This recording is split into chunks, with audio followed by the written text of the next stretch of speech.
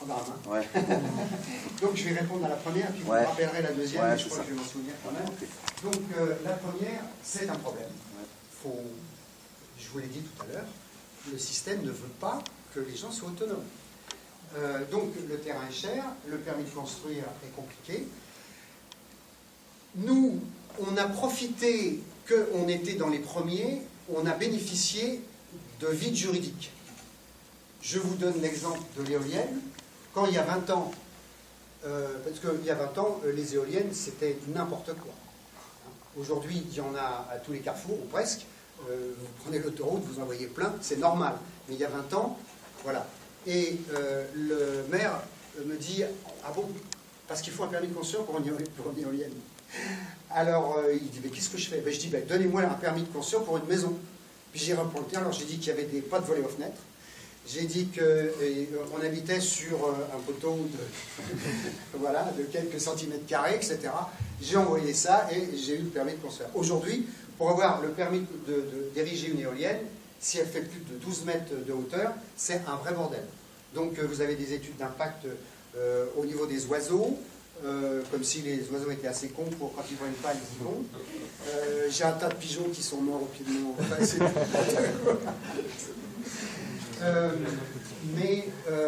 donc c'est compliqué. Il faut 2 ans pour avoir une éolienne comme j'ai aujourd'hui.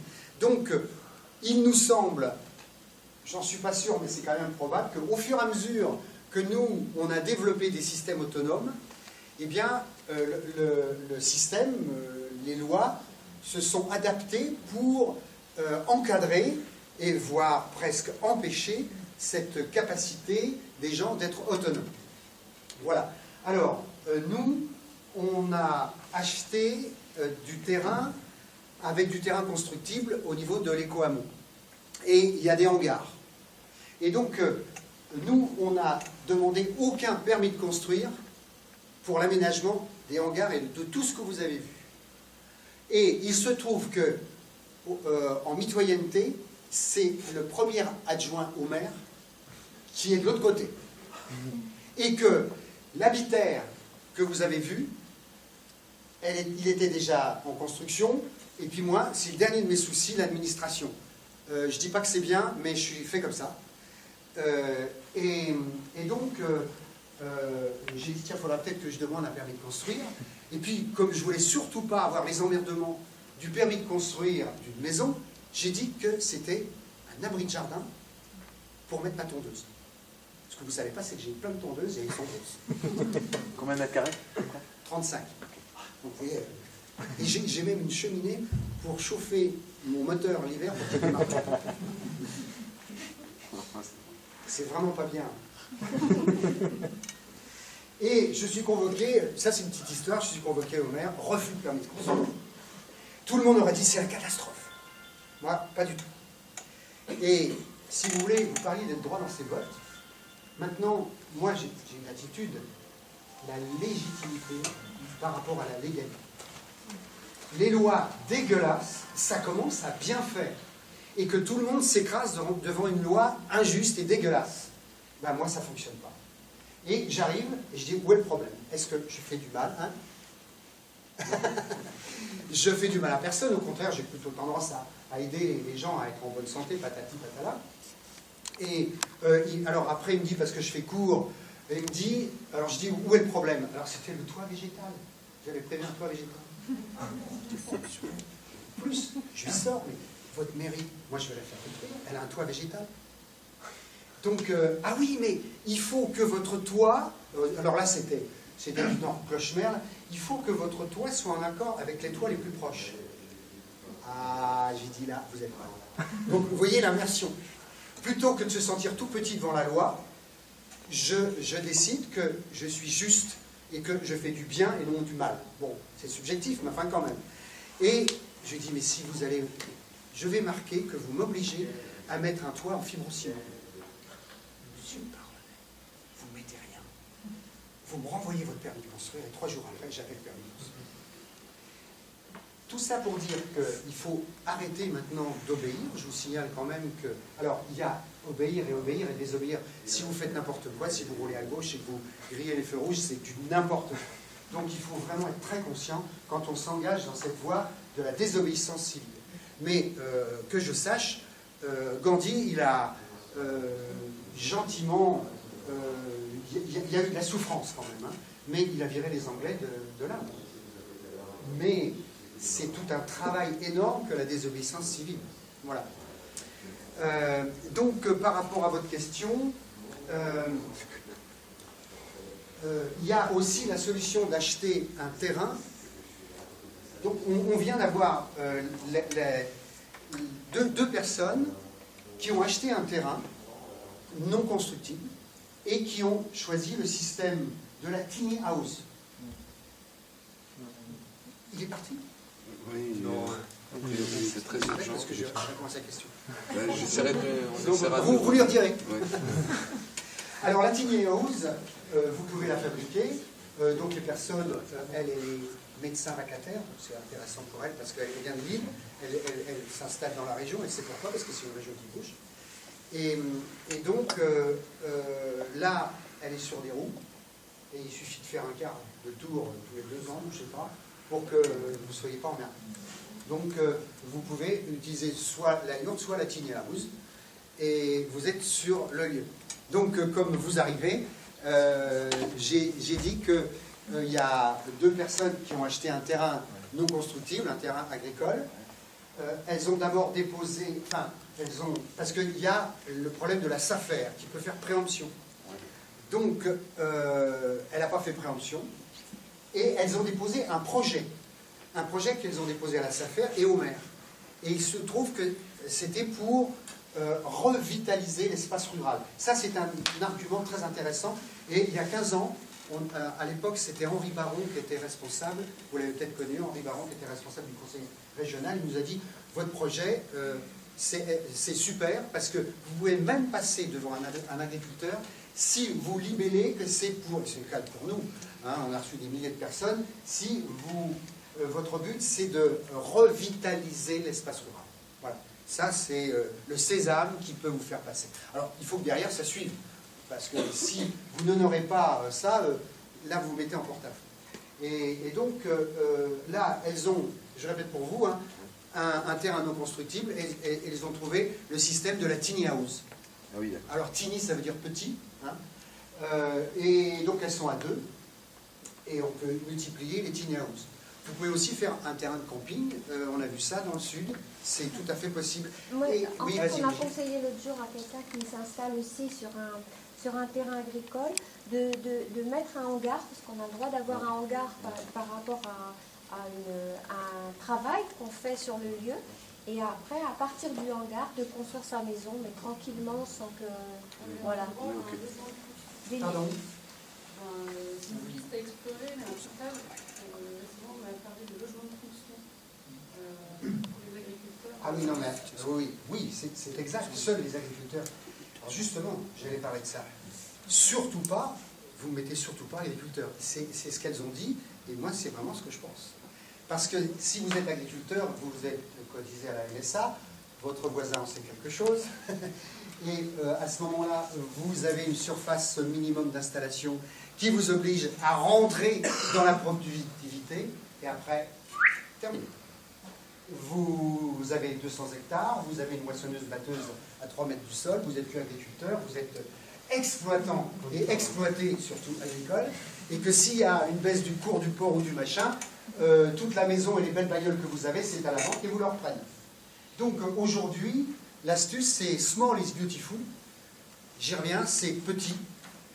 Commencez par vous, par faire votre maison, comme nous on l'a fait, votre potager, et vous commencez à comprendre que le salaire, c'est peu par rapport à la capacité de produire soi-même ce dont on a besoin. Donc, cherchez d'abord à produire par vous-même, et après, vous verrez comment vous faites pour avoir le peu de salaire qu'il vous faut pour acheter ceci, cela. Une bagnole, aujourd'hui, pour 1000 €, notre fils a acheté une super bagnole pour 2000 €, c'est une Peugeot qui a 15 ans, break, elle est magnifique, je ne vois pas où est le problème. Nous, on a une bagnole, là, elle a 20 ans, elle a 500 000 km, je veux dire, elle va faire 1 million de kilomètres, quoi. Donc tout ça, il y a moyen. Après, vous pouvez faire marcher les KissKissBank, etc. Prenez plein de trucs alternatifs. Mais ne faites pas là où tout le monde va. C'est notre grande chance. Alors, nous, on a vécu 20 ans très difficiles. Parce qu'on arrive avec de la biologie au milieu des agriculteurs. Et je vous signale qu'entre parenthèses, les agriculteurs qui sont à la retraite aujourd'hui nous disent « Patrick, tu nous as fait chier. » Et j'ai dit, ben, vous me l'avez bien rendu parce que vous m'avez vraiment saigné. Et on te dit maintenant que c'est toi qui avais raison. Et leurs enfants sont en bio, agriculteurs. Donc, vous voyez comment les choses ont évolué. Mais il fallait avoir l'âme chevillée au corps il y a une vingtaine, une trentaine d'années. Vous parlez tout à l'heure du film Demain. Qu'est-ce que vous pensez du coup des autres diffuseurs de changements comme la Suprême de Demain? Alors on connaît bien Perrine et Hervé Gruyère, donc ce sont des amis. On n'a pas trop le temps de se voir parce qu'on est tous très occupés. Moi, je pense que au niveau de l'agriculture, ils sont vraiment très pointus. Ils ont une production intensive de qualité et ils ont, à titre d'exemple, un semoir qui est de la largeur des bandes de 80 cm avec 8 espèces de plantes qui sont associées, complémentaires, avec des croissances différentes. Et donc, ils arrivent sur une petite surface à produire énormément et ils vendent des paniers. Alors, ça marche. Alors, après, eux, ils ont un passé. Perrine était juriste international. Lui, il avait un certain capital lié à tout ce qu'il avait fait avant, notamment Fleur de l'Empole, c'était un bateau, il travaillait avec des jeunes, enfin, c'était vraiment intéressant ce qu'il faisait. Donc il avait un capital, et il m'a dit personnellement, je ne sais pas, il me dit qu'il a vu grand, et je répète, small is beautiful, il a vu grand et il a des emprunts. Et donc ça le pousse aussi à produire et à ce qu'il y ait des rentrées d'argent. Mais faut pas prendre ombrage de ça pour... voilà, ce qu'il a fait, c'est formidable, c'est exemplaire, et il faut aller là-bas pour comprendre comment, sur un petit morceau de terrain, on peut se donner à manger. Voilà. Et donc, là, il m'a demandé, mais j'ai pas le temps d'y aller, mais c'est vrai que si je faisais aussi des stages de l'éco-construction et de tout ça, je bouclerais la boucle. Donc, boire, manger, dormir, on y revient. Voilà. Ça va, j'ai répondu à votre question? Oui. Voilà. Je voudrais ajouter que dans la webpage de Bequelois, il y a l'étude de tout ce qui sont faits en anglais et en français pour regarder. Et pour vous, c'est en anglais? Oui. Donc, il y a une page web sur Bec et Loin, H-E-L-O-I-N. Je voudrais retourner au sujet de sanisement de l'eau. L'assainissement de l'eau. De l'eau. Oui, d'accord. Donc voilà. Alors, l'assainissement de l'eau est un échec. Évitez l'échec. Déjà, vous n'aurez pas assez d'eau. Nous, on n'a pas besoin d'épure. C'est drôle, comme on va toujours dans la conséquence et jamais dans la cause. Et notre système est caractérisé comme ça. C'est-à-dire que le remède devient un problème etc. Vous voyez tous les actes des politiques qui n'ont rien compris au film. Et donc, nous, est-ce que vous avez une chasse d'eau? Oui. Alors, commencez par ça. Vous allez économiser officiellement 37% d'eau potable, qui coûte très cher. Donc l'eau coûte cher, l'eau ne coûte rien, et la potabilisation coûte très cher. Et donc vous allez salir immédiatement l'eau dans votre pipi et votre caca. C'est ça. Bon, dites-le, mais qui viennent à la maison. Notre prochaine visite, c'est le 9 juillet, à 15h. Voilà, j'ai oublié de vous dire. Retenez, allez sur notre site heol2.org. Vous tapez maison autonome ou HEOL2. Voilà. Et ensuite, vous tirez la chasse. Et où va votre pipi et caca? Parce que c'est la réalité. On y va tous les jours. Eh bien, elle va dans les stations d'épuration. Les stations d'épuration sont strictement insuffisantes en France et on est à à l'amende au niveau de la haie, je crois, parce qu'on est le plus mauvais pays au niveau du réseau des eaux de surface. Donc, non seulement on consomme de l'eau, on la gaspille, mais ensuite, on pollue, et ça va dans les rivières. Alors, je ne sais pas très bien comment Nantes est organisée, mais les villes qui sont le plus proches de la mer, ça craint plus que la ville qui est à la naissance de la Loire, sur le plateau de Châteaubriand. Voilà. Oui, ça il faut faire 40 km. Voilà. Alors, déjà, c'est une eau saumâtre. Et ensuite, les égouts des villes, une fois que les stations d'épuration n'ont pas fait leur boulot ou à moitié, elles vont dans la Loire.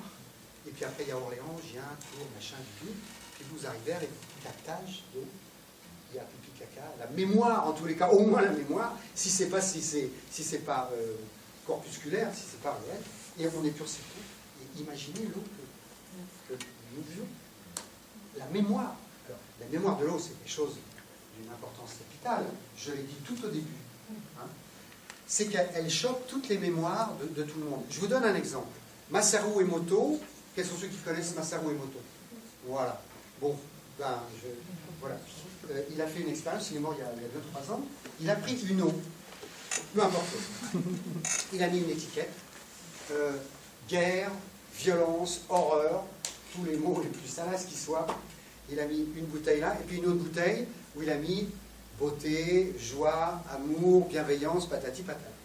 Donc il a un protocole extrêmement scientifique, donc il s'est méfié des scientifiques, hein, et donc il fait descendre la température de l'eau, et on arrive à une température de gel, et il photographie les cristaux de l'une et l'autre bouteille. Il les projette sur un écran, je devrais l'avoir toujours sur moi, et donc les photos, bien sûr, où l'eau, où il y avait les tristes mots sur l'étiquette, c'est anarchique.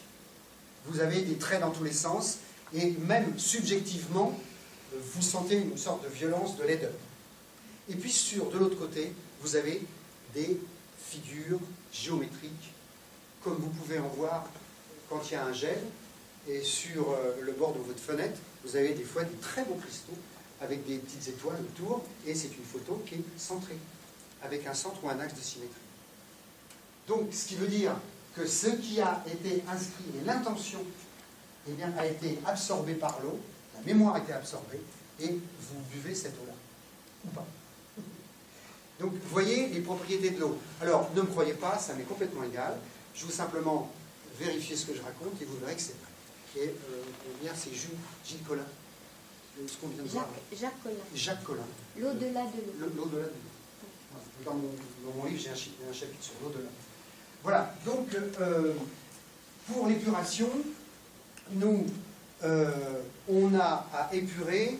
Alors, vous n'avez pas d'eau fécale. Vous avez deux types d'eau qu'on a mélangées, qu'on mélange de manière absolument non scientifique. C'est-à-dire que le traitement des eaux organiques devrait être traité d'une manière et les eaux chimiques d'une autre manière.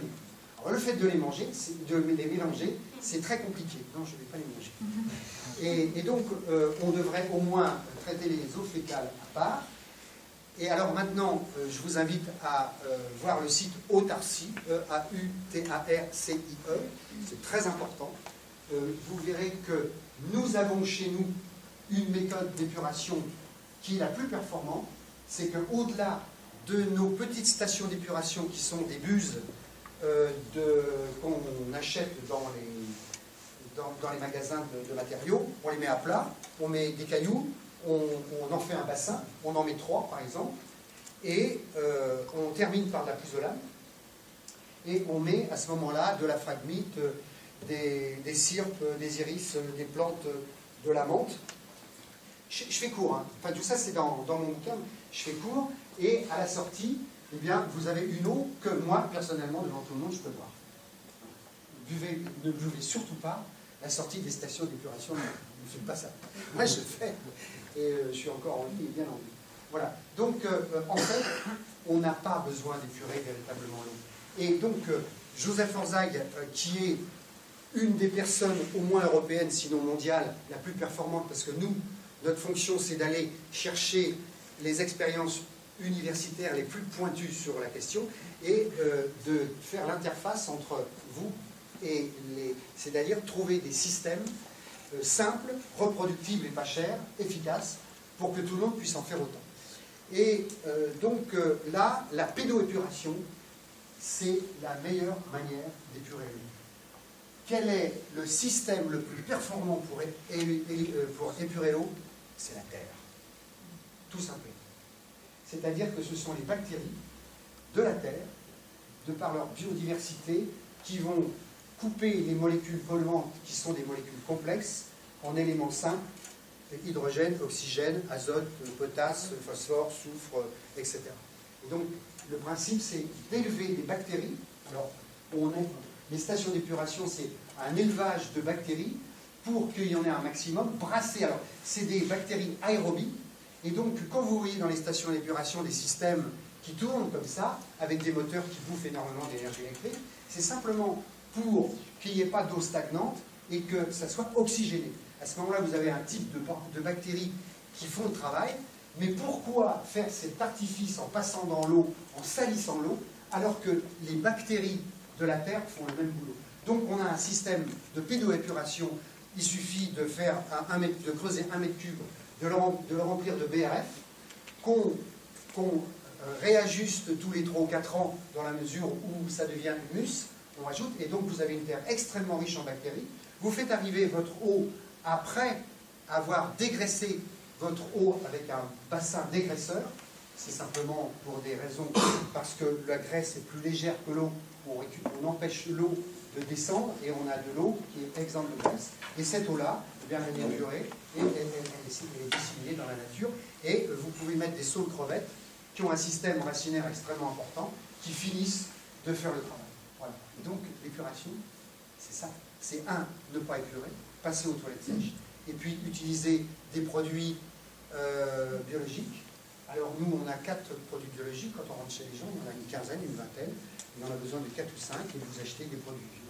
Et puis à la limite, c'est plus un souci. Mais le problème des villes, c'est un souci. C'est un gros souci. Vous savez, tiens, j'ai été interrogé il y a une dizaine d'années à Nantes. C'était les questions. Alors, M. Baronnet, quel est le pourcentage de fuite en France? Moi, je me dis, je vais être un peu gonflé, je vais mettre 40%. Non, c'est 60% de fuite en France. Le système centralisateur, avec tous les égouts, les millions de kilomètres, aussi bien de fils électriques que d'adduction d'eau, eh bien, il y a tellement de fuites que c'est plus de la moitié de l'eau qui s'en va, et cette eau, elle coûte très cher. Donc, une des solutions, c'est la décentralisation jusqu'à les autonomies des gens ou des quartiers autonomes.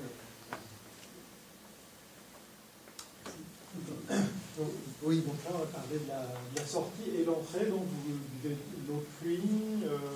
Alors, l'eau qui arrive, je fais court, hein, qui est captée par un toit et qui après rentre dans un système qui enlève les éléments en suspension, les matières en suspension, parce qu'elle bute sur une paroi, puis comme c'est une cloison qui ne va pas en dessous, ben, l'eau, elle est de l'autre côté, elle est très pure. Elle rentre dans les citernes. Les citernes sont en ciment impératif.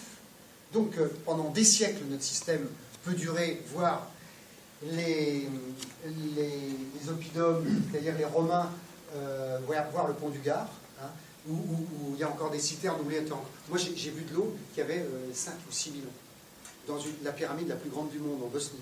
Je l'ai bu, elle était super. Donc, et si vous avez une citerne en plastique, c'est 15 jours. Ou en inox, ou en émail. Donc là, on est dans la bioélectronique. C'est-à-dire qu'il faut absolument que l'eau vive. Et c'est par les parois de la citerne que l'eau va échanger et va se minéraliser. Très important, parce que si vous buvez de l'eau surminéralisée, c'est dangereux pour votre organisme. Est-ce que quelqu'un a une bouteille d'eau ici? Non? Oui. Oui. Tu peux regarder ppm, résidu à sec à 120 ou 180 degrés. Tu vas avoir un chiffre et vous allez me le dire. Alors, il faut des lunettes parce que tout ce qui est important, c'est écrit en tout petit. Et est-ce que vous avez déjà lu ce qu'il y a? Non. Oui. Je vous l'apprends peut-être, j'en sais rien. Résidu à sec? Oui. 180 degrés. Ah non, à 180 degrés, puis après tu as un chiffre. Drogrest, hop, 180 degrés, Tu as un chiffre. 1084 milligrammes par litre. C'est quoi comme mot? Bah, c'est Vitel. Et là? Bah, Evian, moi j'ai l'impression qu'ils mettent pas. Hein. Ah si, c'est marqué. Hein. Bah, Bah, ils ont eu du mal. Hein, tellement petit, c'est normal. Hein. Alors, juste un tout petit cours de physiologie que vous retrouvez dans le bouquin, parce que dans le bouquin, pour être en bonne santé, c'est d'abord savoir ce que c'est que l'être humain. Mais C'est c'est bon pour le- 384. Combien? Je te rassure. 384. Ah ouais, déjà, vous voyez hein? Ah, c'est 384 là? Résidu à sec, oui. Ah oui, et là, Ah oui, d'accord. d'accord. Il y en a qui dépassent 1000 Ah, c'est ça, d'ailleurs. il dit ça. Ah. T'as vu le chiffre, C'est mais- la teneur en sel minéraux. Oui, C'est la teneur en sel minéraux, c'est ça? oui, Ouais, c'est D'accord. 345. 345. Voilà. Bon. Alors maintenant, voilà, on a 10 puissance 12, c'est-à-dire 1 avec 12 zéros de cellules dans le corps, qui nagent dans un liquide interstitiel. Donc ces cellules sont entourées d'une membrane, où il y a des transits. Et en fait, la santé, c'est l'absence d'intoxication. La maladie, c'est une intoxication, quelle qu'elle soit. Donc, soit vous êtes intoxiqué parce que vous respirez l'air du centre-ville, soit parce que vous mangez mal, soit ceci, cela, soit vous avez des toxines endogènes que vous fabriquez avec votre stress, etc. Et donc, ces toxines vont ou non dans les cellules, en fonction de la concentration de votre milieu interstitiel, dans lequel baignent les cellules. Vous me suivez? Bon. Donc, si vous buvez de l'eau très concentrée, vos toxines vont rentrer dans la cellule, ne vont pas en sortir, et vous allez être malade et intoxiqué. Si vous buvez de l'eau en dessous de 80 parties par million, concentration en milligrammes de sels minéraux par litre, et là vous êtes à 380, donc vous êtes vachement au-dessus, c'est entre 20 et 80. Si vous buvez de l'eau entre 20 et 80, vous serez forcément plutôt en bonne santé. Et je dirais vraiment en bonne santé. Tout simplement parce que le milieu interstitiel étant moins concentré que la cellule, toutes les toxines qui sont dans la cellule, vous allez les éliminer à travers les émonctoires, que sont les reins, les poumons, les intestins, la sueur, etc. Donc on a plein de systèmes d'élimination, mais on les empêche de fonctionner parce qu'on prend de l'eau très concentrée. Au-delà de 80, vous commencez à avoir une eau concentrée en sels minéraux. Voilà. Alors là, l'eau du robinet, c'est un autre problème. Moi, il y a autant d'analyses d'eau de robinet qu'il y a de robinet. Et déjà, vous avez un choc, c'est le chlore. Parce que, voir une émission d'Élise Lucet, la DAS, alors s'il y a quelqu'un qui me contredit, ça, tant mieux, parce que je me serais trompé, la DAS considère que la pollution chimique n'existe pas. Et il n'y a que la pollution bactériologique qui est importante. Donc, à grand coup de javel, on tue les petites bêtes, et on est sûr qu'on a une eau. Voilà. Or, les bactéries, je viens d'entendre une émission il y a 2 jours sur France Culture, eh bien, on vous donne des probiotiques, justement pour développer les bactéries. Donc, au moment où je suis là, vous m'envoyez plein de bactéries, et moi, peut-être que, comme je parle avec un certain souffle, je vous en envoie plein. Donc, nous échangeons nos bactéries. Et donc, l'histoire des bactéries, c'est quel type de bactéries et quel nombre de bactéries vous avez par rapport à... C'est des colonies. Donc, c'est une harmonie de colonies de bactéries. Donc, chasser les bactéries, c'est impossible. Mais on met du chlore, histoire d'étouffer l'affaire. Et donc, le chlore, ça agit contre toutes les immunités, ça affaiblit l'organisme, et c'est bien connu. Et quand vous prenez une douche, je l'ai appris récemment, eh bien, comme la peau absorbe énormément, pratiquement autant que l'épithélium intestinal, vous prenez une douche chlorée, ben c'est comme si, je vous recite ce que j'ai entendu il y a une semaine, c'est comme si vous buviez 2 litres d'eau du robinet, donc chlorée, à l'intérieur du corps. Donc, vous voyez, les problèmes de santé, on crée la maladie, et puis on arrive ici avec la pharmacie et les médicaments. Donc l'idée, c'est d'être en bonne santé. Et moi, j'ai eu des vitesses de cicatrisation exceptionnelles. Elles ne sont pas du tout exceptionnelles. Ma grand-mère aurait eu à peu près les mêmes vitesses de cicatrisation. Mais c'est que les normes, maintenant, correspondent aux gens qui sont globalement malades. Nous sommes plus ou moins malades de la civilisation. Et donc, on est considéré comme extraordinaire alors qu'on est normaux. Mais ce qui est extraordinaire, c'est que l'ensemble des gens ont une faiblesse d'immunité de pur empire, d'ailleurs. Du coup, vous combien? Ah, non, je vous propose une douche sublime avec de l'eau de pluie. Voilà. Et puis, là aussi, se doucher tous les jours, c'est encore une ineptie. Vous savez que la peau secrète de la séborrhée, qui est aussi immunisante. Et donc, se laver tout le temps, c'est pas bon. Alors, je dis pas qu'il faut être sale. J'ai pas dit ça. Voilà. Trouver la juste mesure. Faire décanter l'eau avant de boire, c'est intéressant pour l'élimination du cœur. Alors, le mieux, c'est pas forcément la décantation,